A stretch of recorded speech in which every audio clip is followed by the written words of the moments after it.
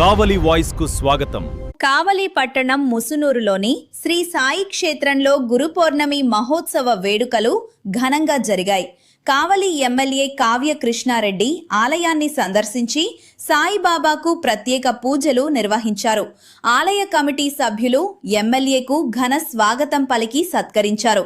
సాయిబాబా చూపిన సేవా మార్గం, సత్యం, ధర్మం ప్రతి ఒక్కరికి ఆదర్శమని ఎమ్మెల్యే పేర్కొన్నారు. ఆలయ అభివృద్ధికి తన వంతు సహకారం అందిస్తానని హామీ ఇచ్చారు.